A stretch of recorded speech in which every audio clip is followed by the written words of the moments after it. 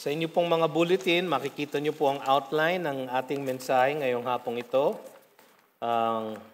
Nasa Filipino Message Outline page, ang pinakadakilang regalo, kaligtasan sa pamamagitan ng pananampalataya lamang kay Kristo lamang. Yan po ang ating paksa at pag-uusapan ngayong hapong ito. Tayo saglit na manalangin.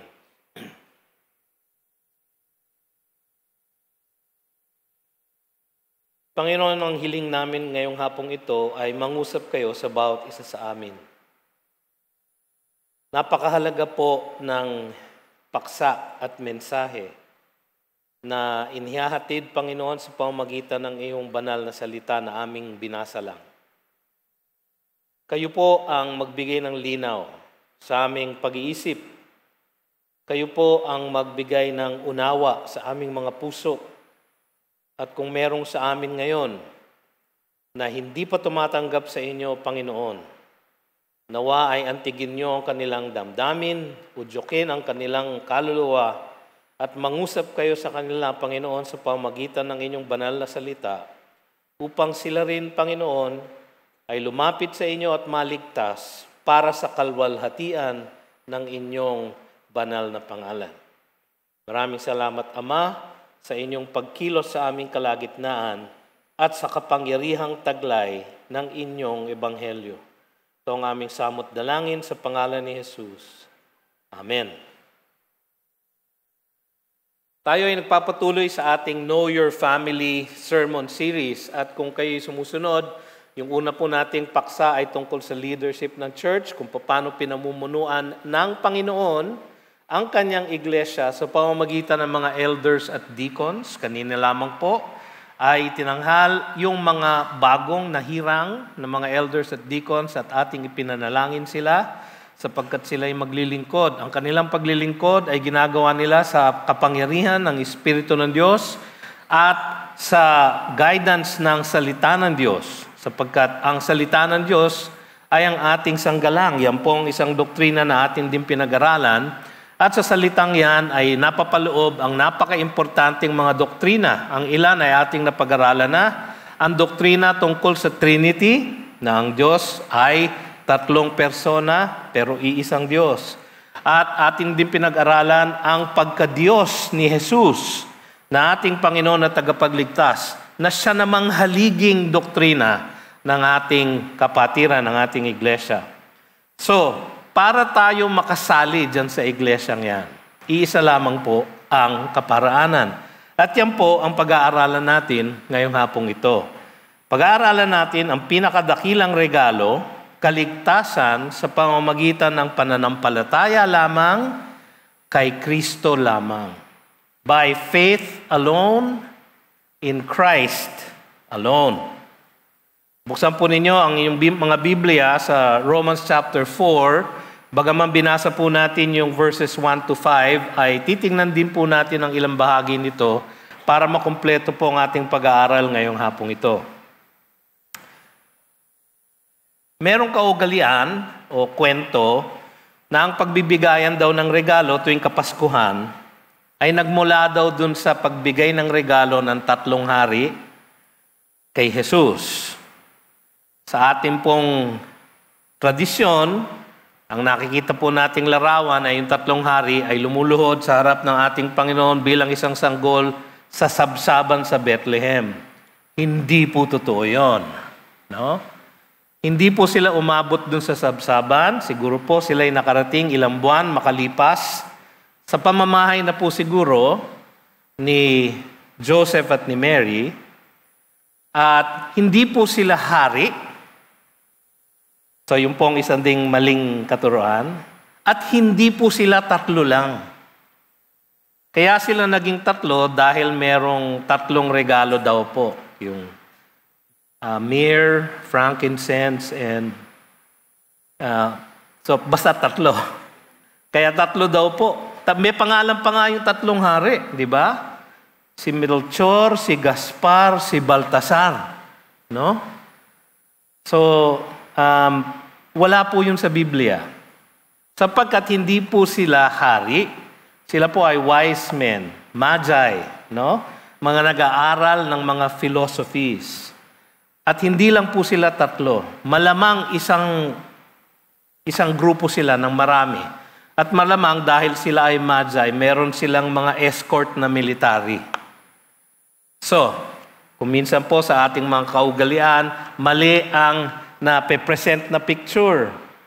Hindi po doon nagumpisa o hindi po doon nagmumula yung prinsipyo ng pagbibigay ng regalo. Maaaring yun ang naging parang ugat noon, pero mali po yun. Ang hindi alam ng karamihan ay ang ating Diyos ang nagbigay ng pinakadakilang regalo sa atin. Sabi sa John 3:16, alam niyo itong verse na ito, "For God so loved the world that He gave His only Son, His only begotten Son." Yung pong salita doon ay monogenes sa Griego. No? The only Son. No? Monogenes. He gave His only begotten Son that whoever believes in Him should not perish but have eternal life. Pinakasikat na verse sa Biblia. Kahit po mga pagano, memorized yan. No? Diyan po nagmula yung espiritu ng pagbibigay ng regalo. Napaka-importante ng regalong ibinigay ng ating Panginoong Diyos.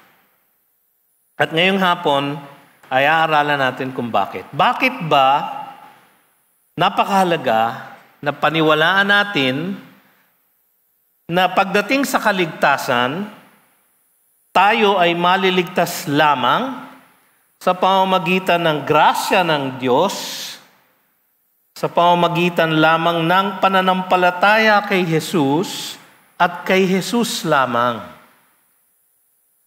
By grace alone, through faith alone, in Christ alone. Napakahalaga po nung tatlong alone na yun. Actually, ang isang pinakamahalaga na development sa kasaysayan ng iglesia ay nung nangyari noong October 31, 1517. Yun po ang araw kung saan si Martin Luther, isang German monk, pinako ang 95 questions sa door ng isang simbahan sa Wittenberg. At mula ron dun sa 95 questions na iyon, kung saan kinwestiyon niya ang iba't ibang mga practices ng Roman Catholic Church na hindi naaayon sa salita ng Diyos. Ang kanyang pakay ay para mapag-usapan lamang at para kanilang masariwain kung ano ang sinasabi nga ng Scripture tungkol dun sa mga questionable na practices na iyon. Katulad nung pagbebenta ng indulgences para ang tao ay magkaroon ng kasiguraduhan na siya ay ligtas. Wala po sa Biblia yon. At iba pa. Ang nangyari po, nag-spark po siya ng tinatawag nating the Reformation. And 506 years later, no, buhay na buhay po rin ang espiritu ng Reformation. Yung Reformation po na yon, meron tinatawag na 5 solas, 5 alones. No? Salvation is by grace alone, sola gratia. Through faith alone, sola fide. In Christ alone, sola Christus. From the Word of God alone, sola Scriptura. And for the glory of God alone, sola Deo Gloria. Meron pong isang German na composer na naging sikat, na nabuhay mga 200 years after the Reformation. Ang kanyang naging palatandaan sa kanyang mga piyesa ay SDG, Sola Deo Gloria. Ang kanya pong pangalan ay pamilyar sa inyo, Johann Sebastian Bach. No? Yun po ang aking pangalan. Mataba din po ako, kapareho niya. Pero hindi po ako kasing galing sa musika, katulad niya. Lahat ng piyesa niya, kanyang sinulat, Sola Deo Gloria. Sinunod niya po yung ikalimang sola ng Reformation. Napakahalaga po nitong paniniwala na ito sapagkat sa ating pong mundo ay pilit na itinuturo sa atin na ang paraan upang tayo'y makasiguro ng langit ay ang paggawa ng mabubuting gawa, pagsunod sa mga reglamente ng iglesia, at pag-participate sa mga ritual at sakramento nito. At yan lamang ang kaparaanan upang tayo ay maligtas. Salvation by good works. Hindi lamang po ang matandang iglesia ang nagtuturo ng ganyang paniniwala. Meron po tayong mga kamag-anak at kaibigan na nakasanib pa sa Roman Church, sa Roman Catholic Church. At malinaw na malinaw po sa kanilang katuruan na apart from participation in the Roman Catholic Church and its rites, rituals, and sacraments, wala pong maliligtas. In fact, ang isang kanilang napaka-importanting dokumento, yung document ng Council of Trent, ang sinasabi doon, kung meron daw naniniwala in salvation by grace alone, through faith alone, in Christ alone, let him be anathema, accursed. So tayo po ay sinumpa dahil sa ating paniniwalang iyon. Na hindi naman natin paniniwala sapagkat yan mismo ang tinuturo ng scripture na ating babasahin at pag-aaralan ngayong hapong ito. Napaka-importante po na tignan natin ito. So, buksan po ninyo ang inyong mga Biblia sa Romans chapter 4. Meron po tayong pew Bibles. Nakalimutan ko kung anong page. 1,130 something. 1134 and 1135. No? So, buksan po ninyo doon. Maganda pong buksan nyo kasi titignan po natin isa-isa yung mga verses at yung konteksto nito. Bago natin tignan yung mga punto na nasa outline. No? So, ang konteksto po nung chapter 4, siyempre yung chapter 3. No? So, yung po ang pinanggalingan. Kung titignan nyo lang po dun sa chapter 3, bahagya bago mag-chapter 4, nagumpisa po sa chapter 3 verse 21, ang sabi doon, may magandang balita. But now, sabi doon, the righteousness of God has been manifested apart from the law, through the law, although the law and the prophets bear witness to it. So sinasabi daw ng Old Testament, the law and the prophets, itong righteousness of God na ito, na ipinakita that is apart from the law. Sabi sa verse 24, we are justified by His grace as a gift through the redemption that is in Christ Jesus, whom God put forward as a propitiation by His blood to be received by faith. So dito, tinuturo ni Pablo ang doktrina tungkol sa salvation by grace alone, through faith alone, in Christ alone. Verse 28, for we hold that one is justified by faith apart from works of the law. Sapagkat sinabi niya sa verse 20, for by works of the law no human being will be justified in his sight, since through the law comes knowledge of sin. Wala daw pong maliligtas sa paggawa ng mabubuting gawa. Kung doon po tayong umaasa, tayo po ay hindi ligtas. Yun ang sinasabi nito. Kaya nagbigay siya ng halimbawa. Ang halimbawa nasa chapter 4, actually buong chapter 4. Huwag kayong mag-alala, hindi ko po titirahin yung buong chapter 4. No? Konti-konti lang.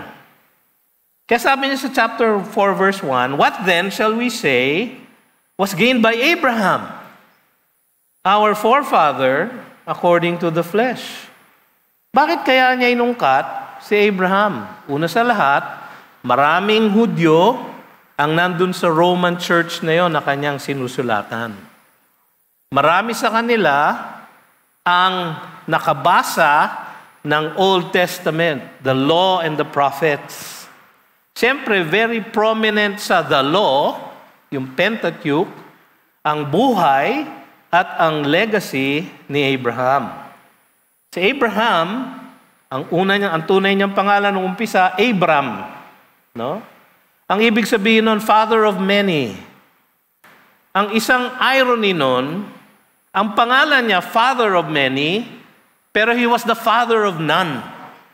Wala siyang anak. Alam ko po ang feeling na yun dahil matagal po kaming walang anak ng aking misis. No? Kaya po kami nag-adopt. Tapos nung nag-adopt kami, ang Diyos talaga medyo may sneaky sense of humor. Nag-adopt kami. Pagkatapos namin mag-adopt na kami ulit dahil masayang-masaya kami dun sa una naming in-adopt, no? Si Joby. Narinig nyo na siya dito, nag-testimony siya dito, no? 28 na po siya, nakatira po sa amin hanggang ngayon. Awa ng Diyos. No? Mag-a-adopt kami ulit, biglang nabuntis ang misis ko. Sinabihan na po kami ng doktor na ang chances namin na magkaroon ng anak ay from 0 to 0. Napaka-encouraging po ng doktor, no? Ang chances nyo magkaanak, wala! Yun ang sabi niya. Kaya nung naipanganak namin si Jamie, dinalaw po namin yung doktor na yon at sinubsub namin si Jamie sa mukha niya. Ayan po, 0 to 0. No? Pagkatapos po nung kami nag-adopt pa muli ng isang batang babae, ngunit siya ay pumanaw ng maagang maaga. Pangalan po niya ay si Hannah Bethany. Nasa langit na po siya. Hinihintay niya akong dumating doon. Dahil po nasabik kami sa isang batang babae, nag-adopt po kami ulit ng isang batang babae. Yan po ay si Jana Brian, ang aming pong bunso, ang aking unika iha, no? Pinakamagandang babae sa balat ng lupa para sa akin.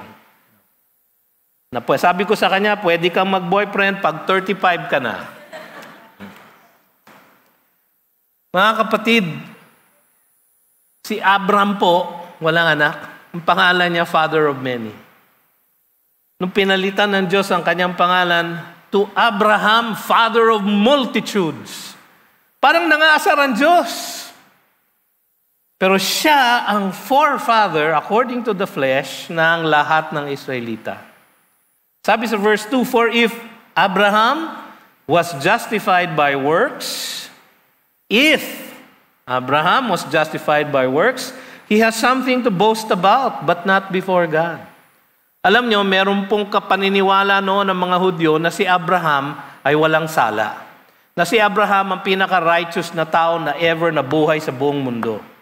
At dahil po dyan, ang kanilang katuruan ay dapat mabuhay tayo, maligtas tayo sa pamamagitan ng pagiging mabuti. Dahil si Abraham ay mabuti. Ganun po naging paniniwala ng mga Hudyo. Kaya dito pinasisinungalingan ni Pablo ang paniniwalang yon. Siya po mismo ay isang Hudyo, siya po mismo ay isang Pariseo, siya po mismo ay isang teacher of the law.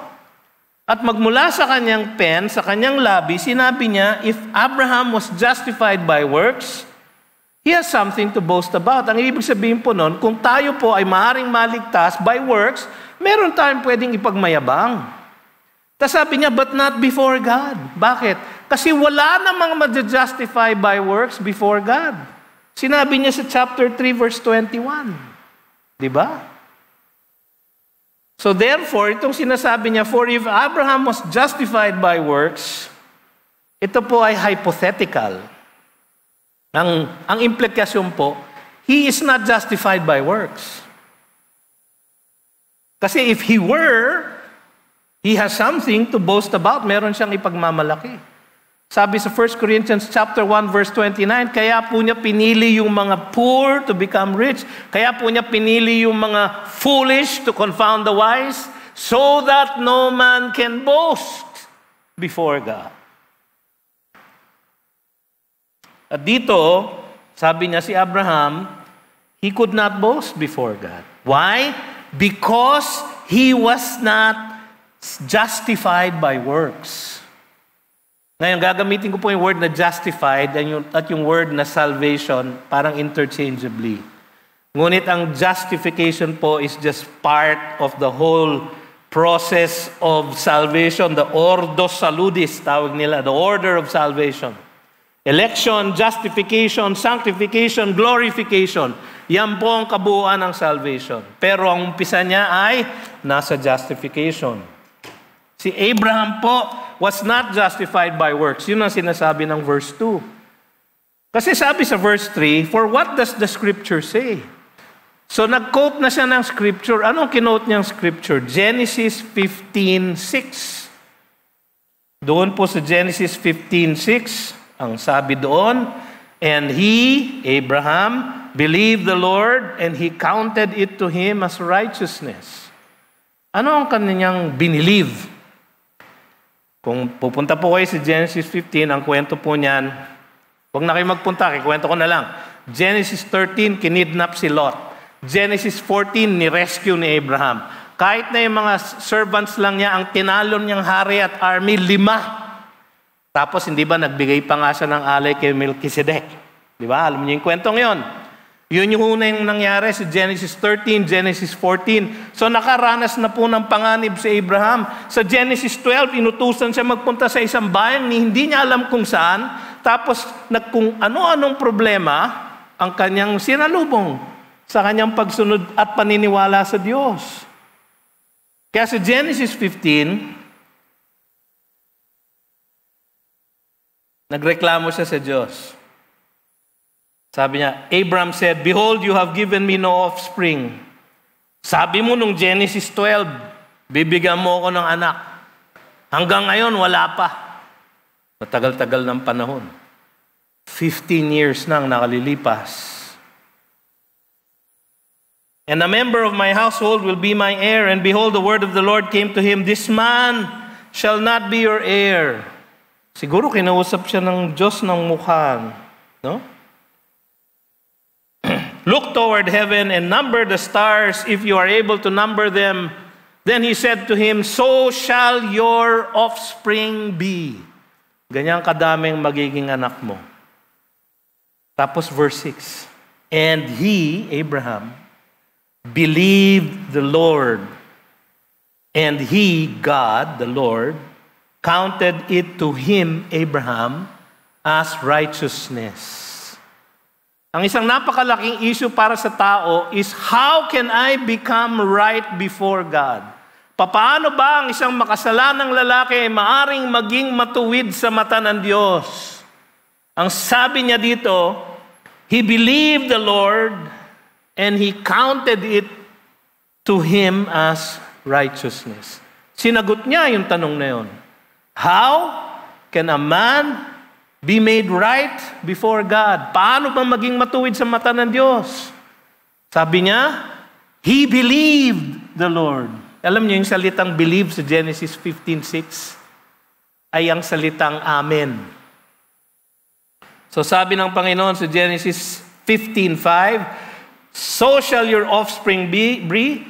Look toward the heaven and number the stars if you are able to number them. Then he said to him, so shall your offspring be. Ang sabi ni Abraham, amen!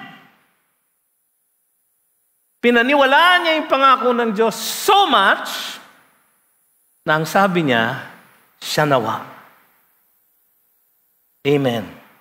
Yun po ang kinote ni Paul sa Genesis 15:6. Kinote niya sa chapter 4, verse 4. Verse 3, Abraham believed God and it was counted to him as righteousness. Yung counted ay accounting term. Kung may accountant po sa inyo, di ba ang galaw ng accounting, debit, credit, di ba? Debit pag asset side, credit pag liability side, equity side. So debit cash, credit equity, no? Pag nagpasok kayo ng pera sa negosyo nyo, yun ang unang transaksyon. Sa kanya, to count it as righteousness ay inilagay niya sa account ni Abraham ang righteousness na magliligtas sa kanya. Paano yun, Pastor? Ito, verse 4. Now to the one who works, nagbigay siya ng ilustrasyon from everyday life. His wages are not counted as a gift but as his due.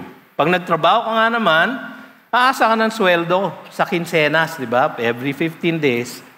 So, since December 17 na ngayon, December 15, payday Friday, bonus Friday, no? Christmas bonus Friday, dapat tumanggap ka na ng iyong quincenas tsaka ng iyong 13th month pay. Right? Pag ikay nagtrabaho, aasa ka sa wages. Bakit? Ang sukli ng trabaho ay sweldo. Meron kang right na humingi ng sweldo. To the one who works, his wages are not counted as a gift, but as his due. Pero ano binasa natin kanina sa chapter 3, verse 28? Ay, mali pala. Sa chapter 3, verse 24, and are justified by His grace as a gift.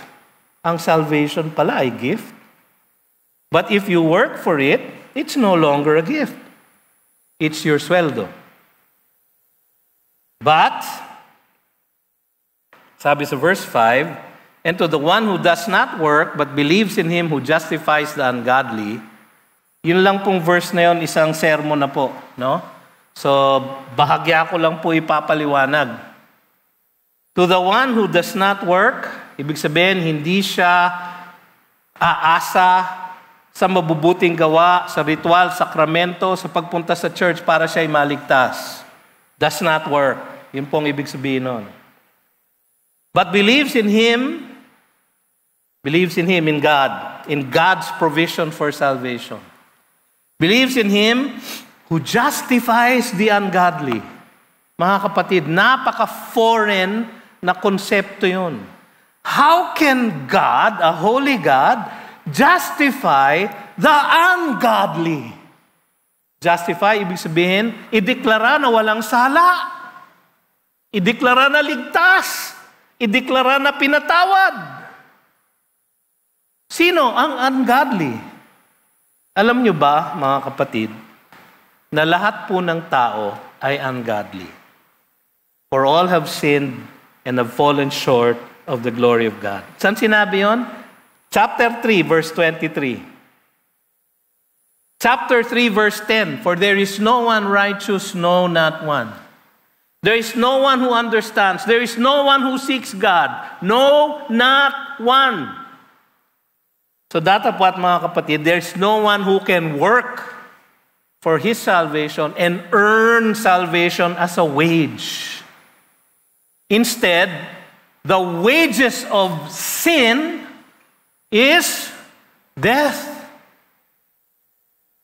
Mga kapatid, hindi po tayo maaaring maligtas sa paggawa ng mabubuting gawa. Kung yan po ang inaasahan natin, kung kayo po ay nagpupunta rito, dahil akala nyo, pag naging miyembro ako ng GCF, ako'y tiyak ng ligtas. Pag ako'y nagsisimba tuwing linggo, ako'y tiyak ng ligtas. Kung ako'y nag-a-attend ng fellowship every Friday night, ng growth group every Wednesday night, ng Sunday Bible School every Sunday morning, ng prayer meeting every Thursday night, tuwing ako'y mag-a-attend na yon, meron akong points after points after points. At bibilangin lahat ng Diyos yon para sa aking kaligtasan. Kapatid, kaibigan, ikaw ay mapapahamak. Si Abraham po ginamit na halimbawa ng ating Panginoong Diyos na nangusap sa pamamagitan ni Pablo bilang halimbawa ng salvation by grace alone, through faith alone, in Christ alone. Abraham believed God, and it was counted to him as righteousness.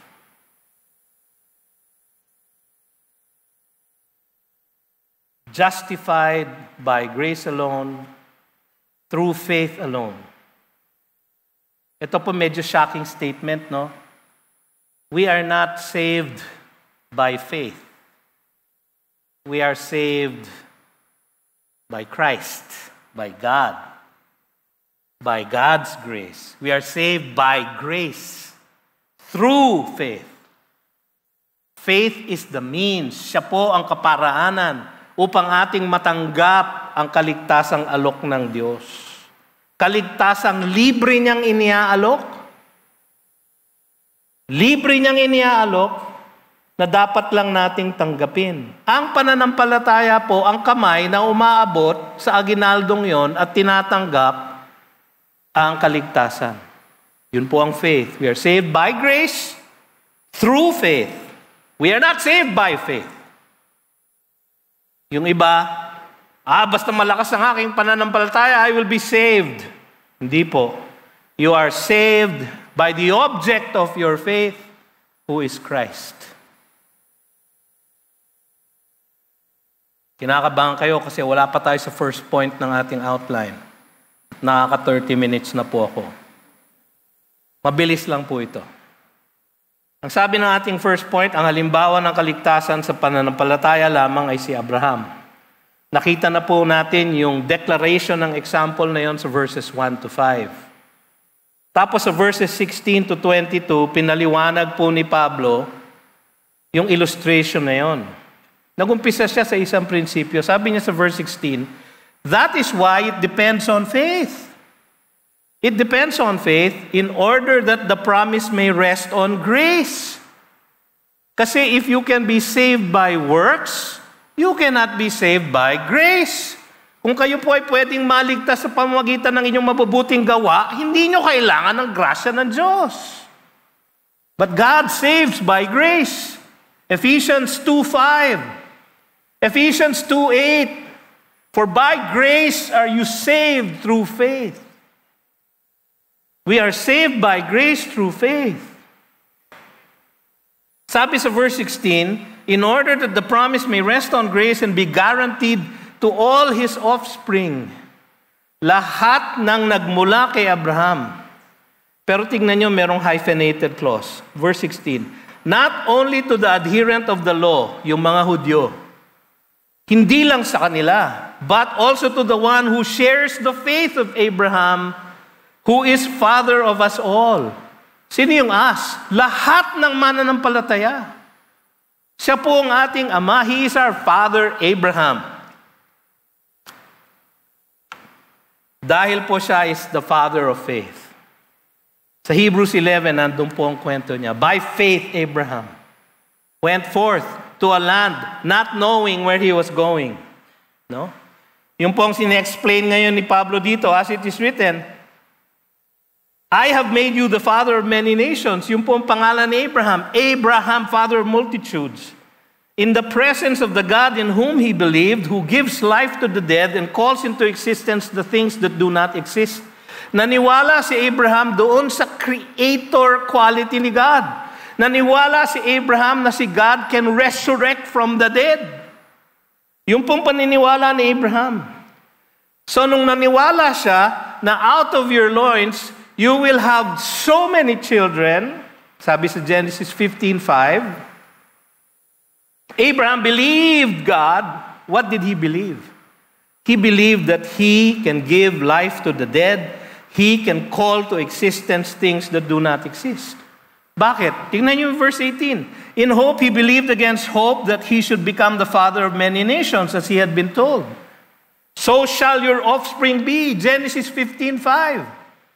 Yung paniniwalang yon, what underlies that is he did not weaken in faith when he considered his own body. Bakit? Nung sinabi niya yun, 90 na siya when Abraham believed God. 15 years after he was first called out of the Ur of the Chaldees, naghintay siya ng 15 years sa Haran hanggang sa namatay si Terah, binigay ng pangako ng Diyos, Genesis 15. Pagkatapos niyang i-rescue si Lot, sabi niya, so shall your offspring be. Ang pinaniwalaan niya, ang Diyos kaya niyang buhayin ng patay, ang Diyos kaya niya mag-create out of nothing. Hindi ba Genesis 1:1 yon? So he believed in the same Creator God. He did not weaken in faith when he considered his own body, which was as good as dead, because since he was about 100 years old, 99 to be exact, Nung siya ay pinakuha, magkakaroon ka ng anak na sarili mo. Mga kapatid, 62 na po ako. 99 po si Abraham nung siya sabihin, magkakaanak ka. Alam nyo, nung sabihan ako na hindi ako pwedeng magkaanak, 35 po ako. No? So medyo mahirap mo, masakit po talaga yon. Pero kung 62 ka na, sabihan ka na, hindi ka na pwedeng magkaanak, okay lang. 62 na ako eh. Si Abraham, 99. Sa kanyang kultura, patay na siya, hindi na siya maaaring mag-sire ng isang anak. Kaya lang alam nyo, nangyari ng Genesis 16, di ba? Si Sarah ayaw maniwala, gumawa siya ng paraan. O ito yung aking si Hagar, o cute naman siya, o siya ang pwedeng surrogate mother. No? So, gumawa ng paraan si Sarah. So, sumiping si Abraham kay Hagar, nabuntis si Hagar, so hindi si Abraham ang problema. Sino ang problema? Si Sarah. So, ano nangyari kay Sarah? She felt despised. Bakit? Ako pala ang may problema, sabi niya. Kasi si Hagar, nabuntis ni Abraham. No? Siguro 80 na si Abraham, no? So, hindi si Abraham ang problema. Si Hagar, si Sarah. So, siya ngayon ang despised. So, nagkaroon ng kung ano ng problema. Yung problemang yon hanggang ngayon, problema, mga kapatid. Yung nangyari noong October 7, yung gera hanggang ngayon ay dahil sa ginawa ni Sarah na pagdududa sa pangako ng Diyos. Si Abraham naman bilang isang mabuting asawa, sumunod. Kaya mga asawa, kung minsan, hindi dapat palaging sumunod. No? Pero wag naman yung, tinan mo na, kasi ikaw, hindi kita susundin kasi si Sarah kasi, ganyan. Diba? Yan ang unang sinabi ni Adam nung magkasala siya, diba?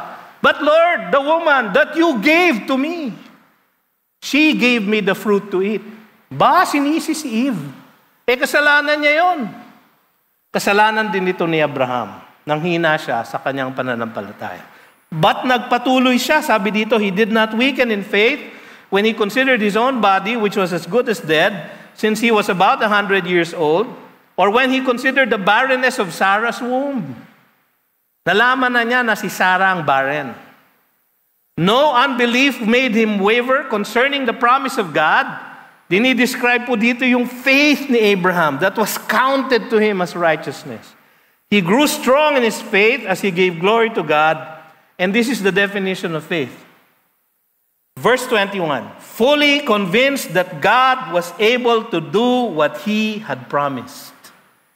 Yan po ang ibig sabihin ng faith. Yan po yung faith ni Abraham. That faith was counted as righteousness. Yan po ang saving faith. So siya po ang halimbawa, siya po ay na-justify. Ang ibig sabihin po noon, counted as forgiven. Pinatawad niya ng Diyos ang ating mga kasalanan dahil sa ganap na pagbabayad sala ni Jesus sa krus. Diniklara niya tayong matuwid dahil sa walang sala na buhay ni Jesus. Dalawa po ang binigay sa atin ni Jesus, a perfect life and a paid debt. Ano ba ang pananampalataya? Yung binasa ko, verse 21. Ang pananampalataya, ang kaparaanan ng kaligtasan. Hindi isang gawain para makamit ang pabor ng Diyos. Faith is not work. Meron po nagtanong niyan. Is faith work? Ano sabi sa Ephesians 2:8 and 9?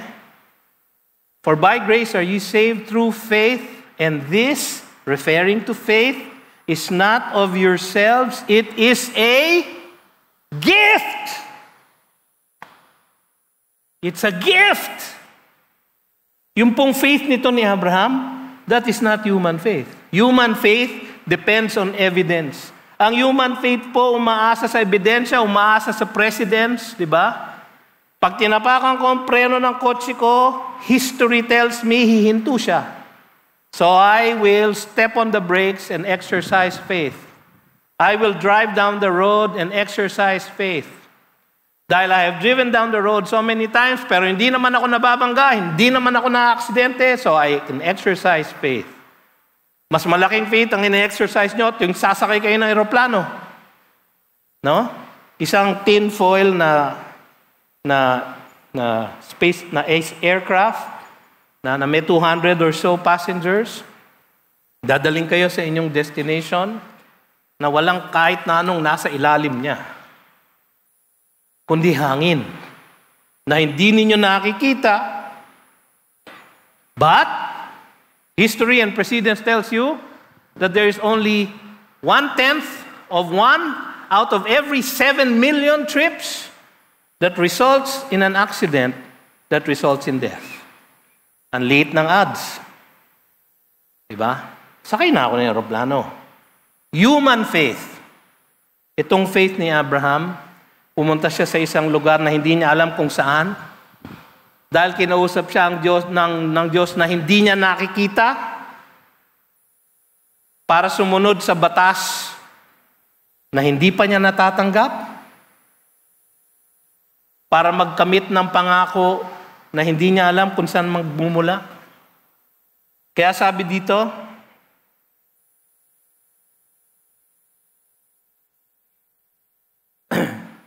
no unbelief made him waver. No unbelief made him waver.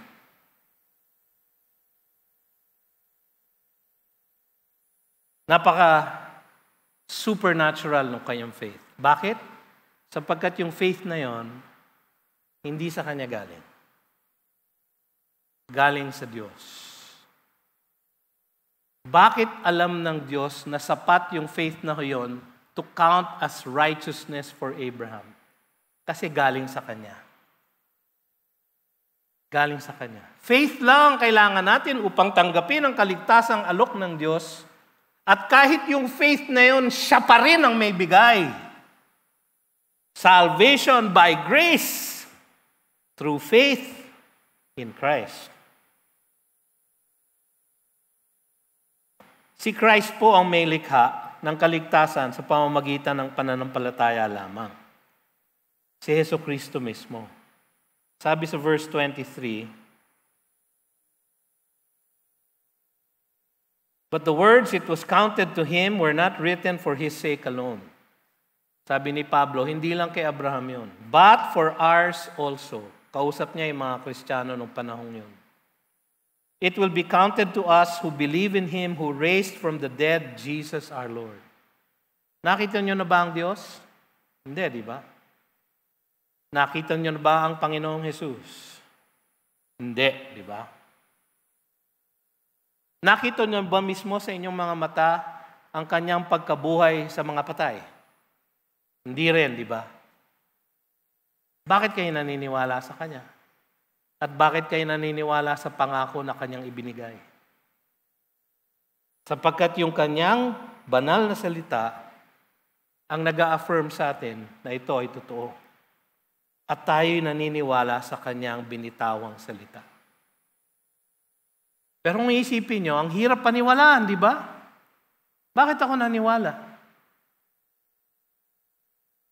Siguro hindi human faith ito. Kasi hindi ko nakikita eh. Walang historical precedent. Ito ay isang supernatural faith na kanino nagmula?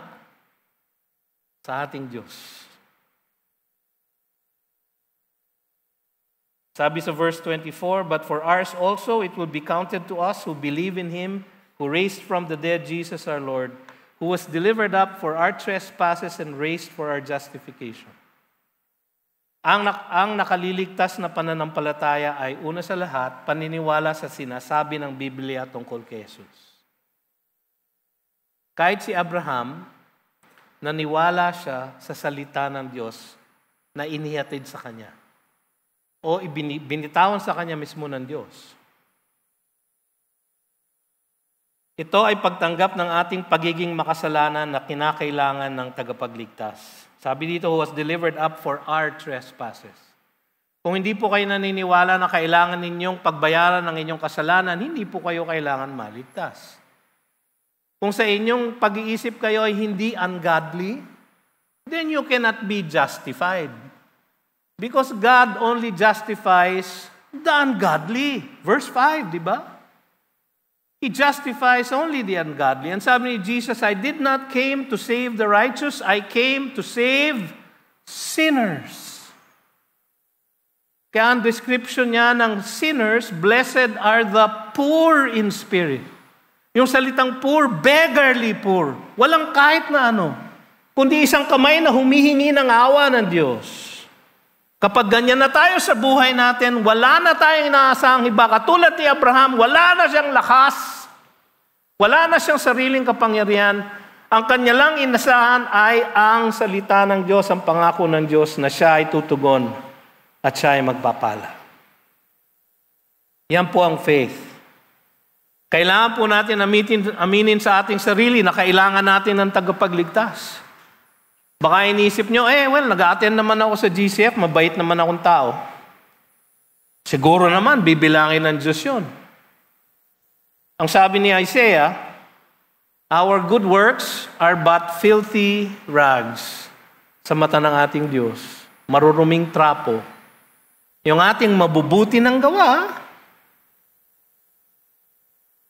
wala po tayong mabubuting gawa. There is no one righteous, no, not one. If you think that God grades on a curve, basta mas mabuti ako kaysa sa iba. So nandito ako sa curve. Hindi po. God grades on what a statistician will call asymptotic normality. Lalim, no? 100%.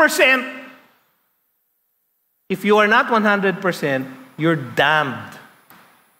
Kung hindi ka 100%, kapatid, ikaw ay hindi ligtas. Kailangan mong tanggapin na ang pagiging makasalanan na kinakailangan ng tagapagligtas. Kailangan mong magpasya na tanggapin ang kaligtasan ng Diyos para sa iyong sarili. Yung iba akala nila, basta kasama ako sa church na to, itong mga saved to eh. Kasi mga born again sila eh. Kasama ako dito. Pag sila kinuha na ng Panginoon, kasama na ako, sabit na ako dyan. Hindi po. Ang salvation po is individual. Ang salvation po is personal. Kailangan pong personal ninyong tanggapin at maniwala sa Panginoon. Anong dapat kong paniwalaan, Pastor? Sabi sa verse 17, di ba?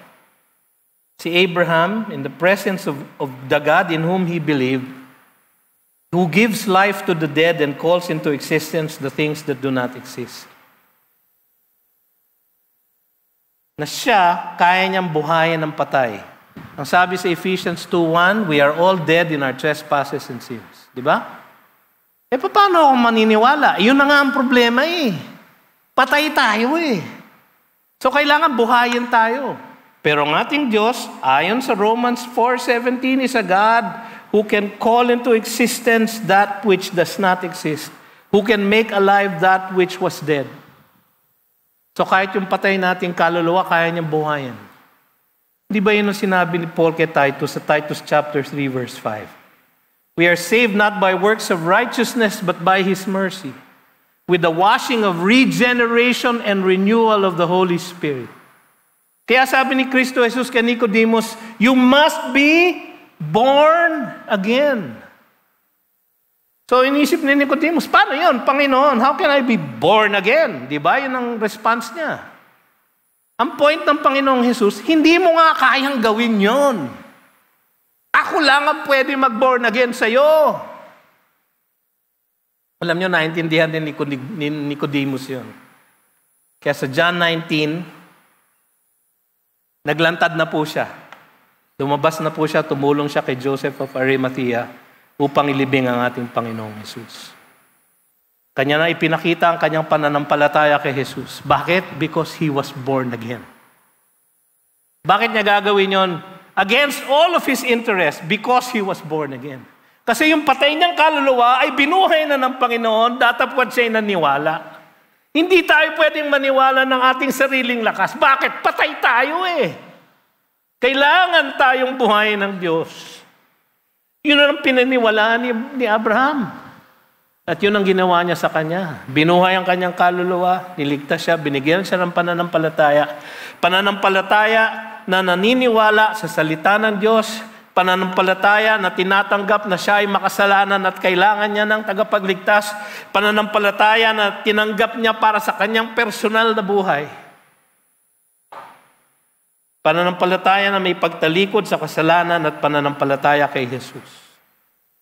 Acts 20:21, sabi ni Pablo, testifying both to Greeks and to the Jews of repentance toward God and of faith in our Lord. Iisang action po yun. Repentance is to turn away from sin and to believe in Christ. One action. To repent is to turn away from sin and to believe in Christ. Pangatlo at huli, anong epekto ng kaligtasan ito? Anong epekto ng salvation by grace alone, through faith alone, in Christ alone? Anong effect ng pagiging justified? Romans 5:1. Favorite ko po itong verse na to. Nakapag-preach na po ako ng isang buong sermon, dito lang po sa verse na to. Huwag kayong mag-alala. Hindi ko po gagawin yun. Malapit na mo matapos ang oras ko. Therefore, dahil sa lahat ng sinabi ko, dahil we are saved by grace through faith, dahil sa example ni Abraham, dahil sa kanyang paniniwala na binilang ng Diyos bilang righteousness, therefore, sabi niya, since we have been justified by faith. Paano? Is it by works? No. It's by faith. If it is by faith, it is by grace. Right?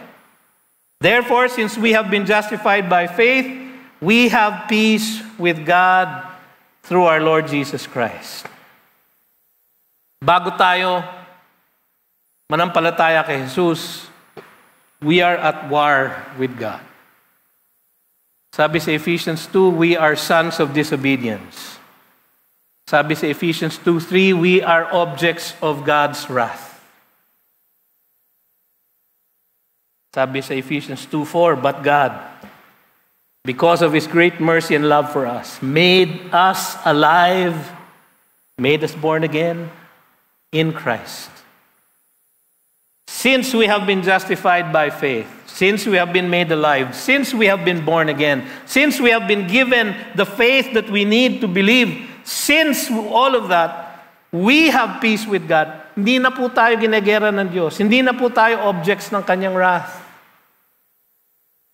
We have peace with God through our Lord Jesus Christ. And if you have peace with God, you will have the peace of God that surpasses all understanding. Mga kapatid, nung nalagutan po ng hininga ang aking daughter sa ICU ng Medical City, meron po akong hindi maipaliwanag na kapayapaan. Alam ko na nadurugo ang aking puso, nadurugo ang aking kaluluwa, ngunit sa panahon na iyon, panatag at payapa ang aking buong kalooban. A peace of God because I have peace with God.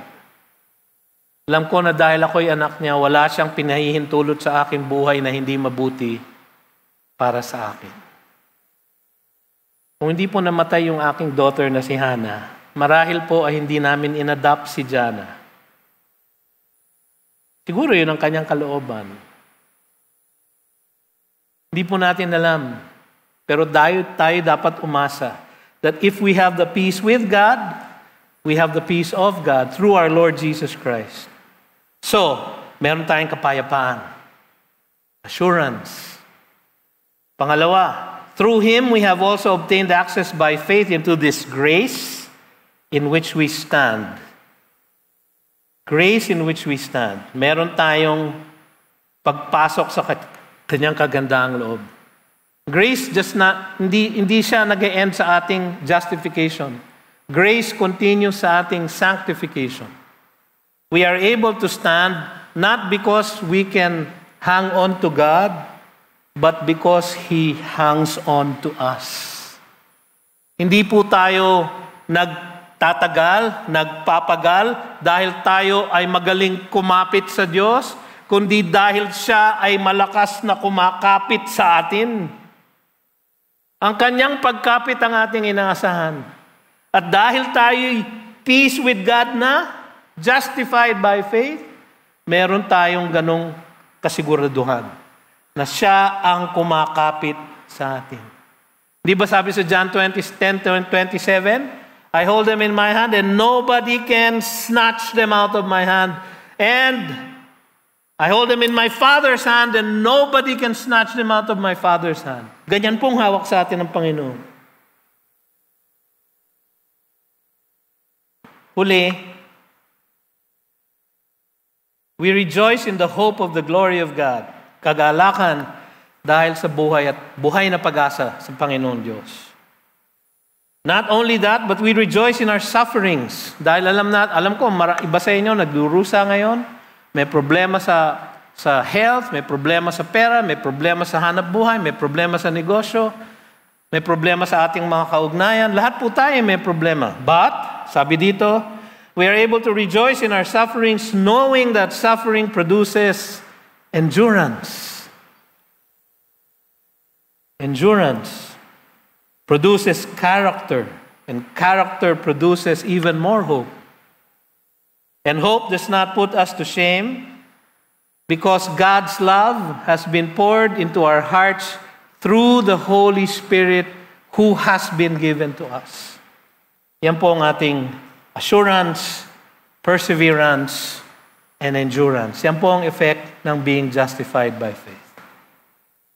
Sabi sa Galatians 2:16, we know that a person is not justified by works of the law, but through faith in Jesus Christ. To believe that when He lived the perfect life, that perfect life is not now ours by faith. To believe that when He died the sinless death, that sinless death has been put into our account so that we are free of death. My hope is built on nothing less than Jesus' blood and righteousness. His righteous robes for our sinful rags. Yun po ang naging exchange sa krus. Yun po ang pinaniniwalaan natin. So, we also have believed in Christ Jesus in order to be justified by faith in Christ, not by works of the law, because by works of the law, no one will be justified. Walang maliligtas sa gawa. Wala ring maliligtas sa pananampalataya plus gawa. Meron pong magsasabi sa inyo, we believe naman in salvation by grace. But grace is granted to us by the means of grace, which are the sacraments and rituals of Mother Church. Hindi po Biblia ang kino-quote nila doon. Naniniwala din kami salvation through faith. But it is faith plus works. Nakita naman natin, if it has any work at all, it is not grace, it's not a gift, it's sweldo. And nobody can work enough to earn anything from God. Huwag po tayo magpapalin lang. Tayo ay maliligtas sa pamamagitan ng pananampalataya lamang kay Kristo lamang at dahil lamang sa kanyang kagandaang loob. By grace alone, through faith alone, in Christ alone. Napakagandang makita itong doktrina na ito. Pero kapatid, ang tanong ko sa inyo, tinanggap nyo na ba? O kayo'y umaasa pa rin sa inyong sariling kabutihan para kayo'y maligtas? Kung kayo'y umaasa pa rin, hindi pa kayo ligtas. Sapagkat walang maliligtas sa pamamagitan ng gawa. Kailangan nyo lang manampalataya na ginawa na ni Jesus ang lahat na kailangang gawin upang tayo'y makarating sa langit. Siya'y nabuhay na ng isang buhay na walang kasalanan. Siya ay namatay na at binayaran ng lahat ng ating kasalanan. Datapwat ang lahat ng kailangang gawin Ginawa na niya at inaalok niya sa iyo, kaibigan. Ang kailangan mo lang gawin, tanggapin. At ang pagtanggap ay sa pamamagitan ng pananampalataya lamang. Huwag kang mag-alala, ang pananampalatayang yan ay ibibigay niya sa iyo. Kung ikaw ay hihingi, kailangan nyo lang gawin, humingi ng tawad sa Panginoon. O Panginoon, patawarin mo ako, isang makasalanan. Hindi ko kayang manampalataya sa iyo, bigyan mo ako ng pananampalatayang nakapagliligtas. Iligtas mo ako, O Diyos. Sabi ng Biblia, they who call upon the name of the Lord shall be saved. Tiyak po. Sigurado po. Pero hindi gawa ninyo, gawa niya. Tayo manalangin. Panginoon, marami pong salamat sa inyong mensahe sa amin sa hapong ito. Ang dalangin namin, Panginoon, kung meron pong nasa loob ng santuaryong ito o nakikinig at naririnig ang tinig ng aking boses na hindi pa naniniwala sa inyo, Ama, kumilos po kayo ngayon din para sa inyong sariling kalwalhatian. Abutin ang pusong hindi pa naniniwala. Kumilos po kayo sa kanilang puso't isipan at bigyan sila ng pananampalatayang kanila namang maaaring gamitin upang kumapit sa inyong mga dakilang pangako na kung kami ay tatawag sa inyo, kayo ay magliligtas. Magligtas ka nga po, O Diyos, ngayong hapong ito para sa iyong kalwalhatian, Panginoon, hindi para sa amin. Para sa iyong kalwalhatian lamang. Para sa iyong kalwalhatian lang. Ito ang aming samot dalangin. Sa pangalan ni Jesus. Amen.